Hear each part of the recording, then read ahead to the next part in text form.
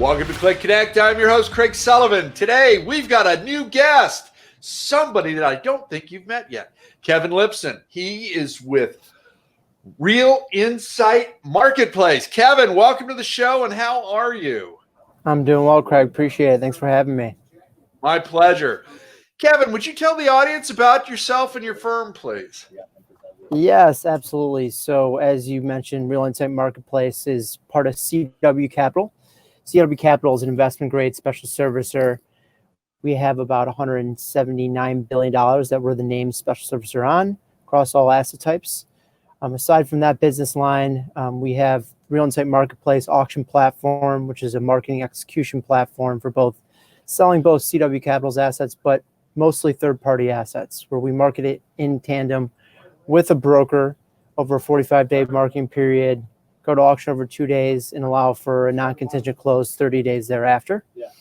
And we also have RealINSIGHT, which is a cradle-to-grave asset management technology for both debt and equity investors. And that's used by many people in the special servicing space. And we've got a pretty good client roster related to the RealINSIGHT piece. Perfect. Okay, Kevin, as you're interacting with the CMBS markets day in, day out, all the institutional groups, what are you seeing and hearing out there? So, just looking at our own book and speaking to clients that work with us on the disposition side through Marketplace, it's no surprise that retail and hospitality has been hit pretty hard. Since COVID really set in, we've had about $17.7 billion worth of relief requests, $8.6 billion, which have been hospitality. Okay. And, full service has obviously been impacted pretty significantly, resort and some limited service. The top states for which we've seen some transfers into have been California, Texas, Georgia. And, the way we're working through that is just a slew of strategies. Some of those are going REO much quicker than the great financial crisis. And a lot of that is just a function of certain borrowers who may have 10 to 12 assets are really throwing everything they can at maybe 2 to 3 that are their babies, and then maybe giving us the keys on the remainder. So we do think there'll probably be a quicker turn actually to disposition due to that. Okay. Now, are you bringing in new management when the keys have been handed in? And if it was self-managed, obviously you are, but if there was a third-party management company in there, you're bringing in somebody else that is already on board that can help you get the property to where you need it to be before you go to auction, correct? That's exactly right. So we always put a receiver in place, and we're all about maximizing value, so that's very important to the process. And depending on the opportunity, maybe we will want to improve revenue over the next year or even 2 years, but in some instances, we are moving forward to disposition pretty quickly. And as I mentioned before, that's usually done through our auction platform, RealINSIGHT Marketplace. Now, as I recall, you've got about an 80% success rate with your auction platform? Yeah, that's correct, Craig. So compared to some of our competitors, we have an 80% trade rate on that $3 billion we sold versus 30 to 40%. Big reason for that is how we market assets, hands-on approach. The team I work on has $40 billion worth of dispositions experience.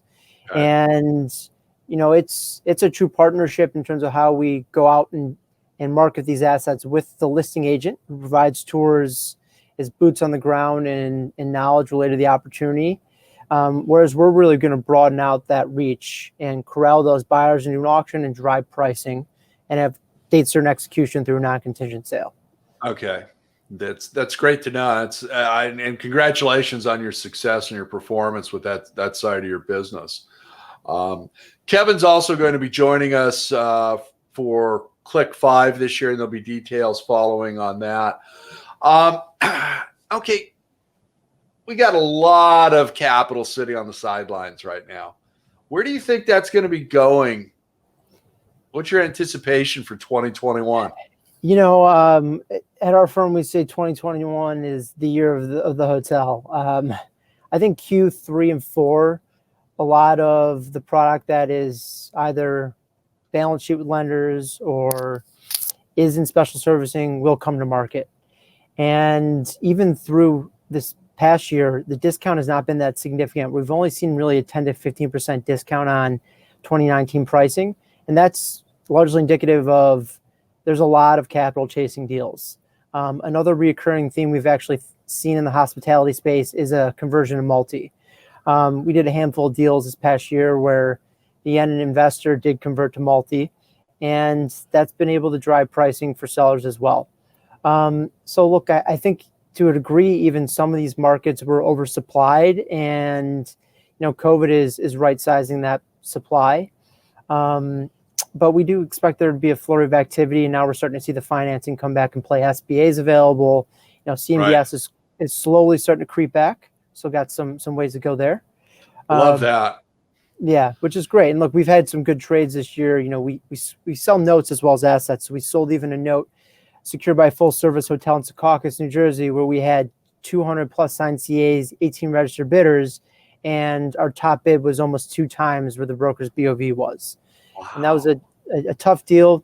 It was on a ground lease, union labor. So just really how the auction can drive pricing is important. Yeah. And I'm really thankful to hear that the CMBS lending side is getting some activity right now. I think that's going to be a great indicator. Now, you had mentioned that somebody's being converted over to multifamily. Now, are those what I refer to as the old tired Route 66 exterior corridor motels? Or is it a full gambit of property types from full service to exterior corridor select service? It tends, the exterior corridors, it's very plug and play to convert to multi. Yeah.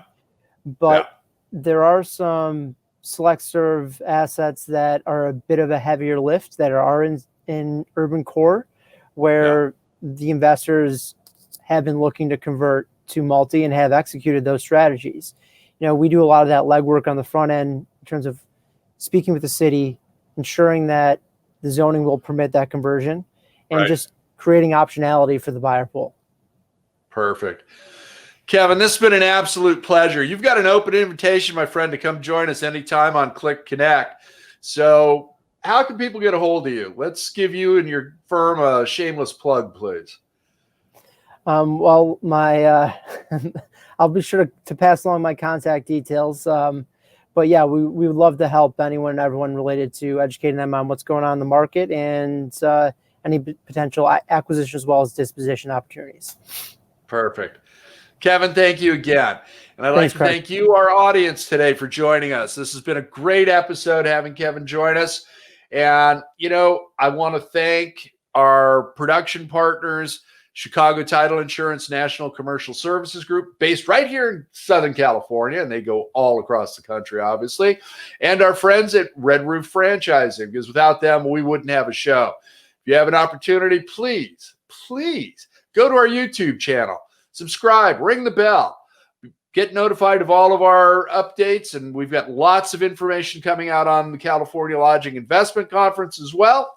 I also want to remind everybody, be kind, share your knowledge, and go be amazing.